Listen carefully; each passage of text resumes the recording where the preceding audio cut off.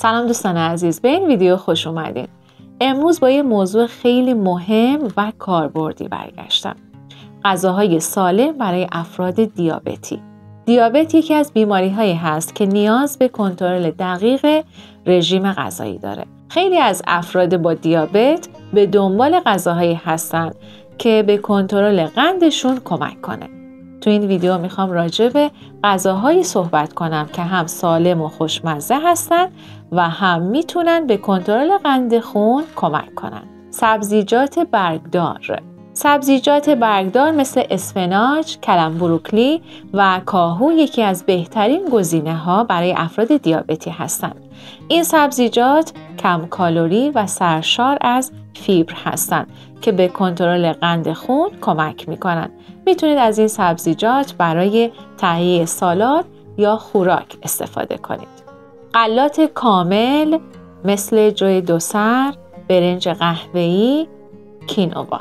غلات کامل برخلاف غلات تصفیه شده فیبر بیشتری دارن و به تدریج قند خون رو افزایش میدن.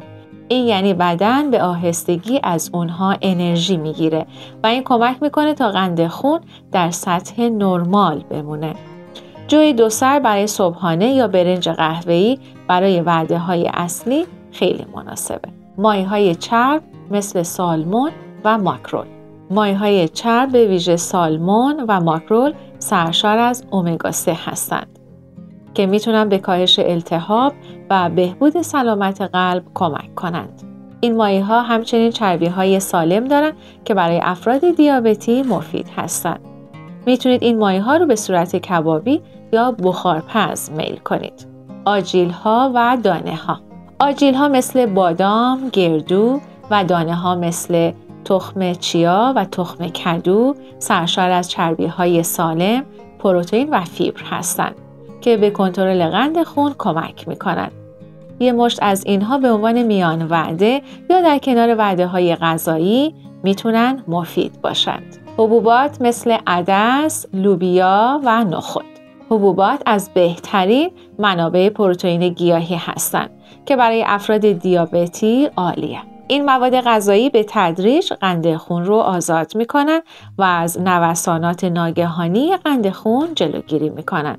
عدس، نخود یا لوبیا رو میتونید در انواع سوپ‌ها، خوراک یا سالادها استفاده کنید. میوه‌های کمقند مثل زردآلو، توت فرنگی، تمشک، کیوی، پرتقال، گریپ فروت، سیب و گلاب.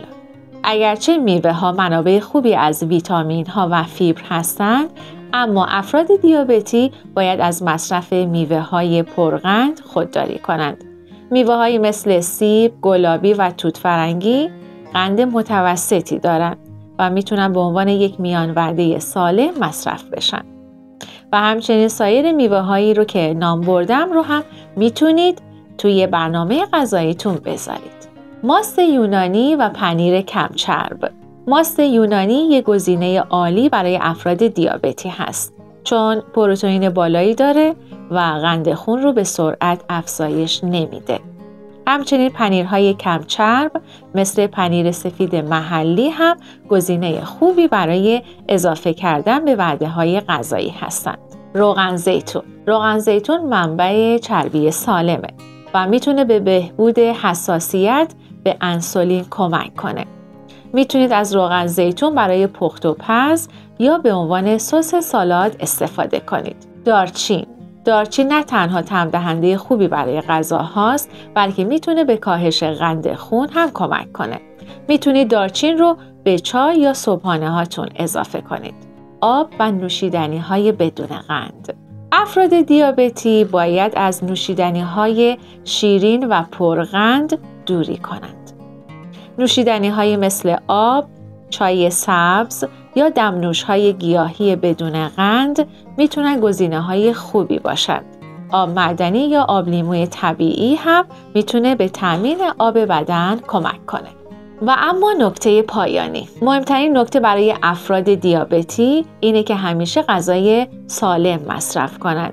از خوردن غذاهای پرقند و چرب پرهیز کنند و وعده‌های غذاییشون رو متعادل و متنوع نگه دارند. در کنار این رژیم غذایی همیشه با پزشک و متخصص تغذیه مشورت کنید تا مطمئن بشید که به بهترین نحو قند خونتون رو کنترل میکنید.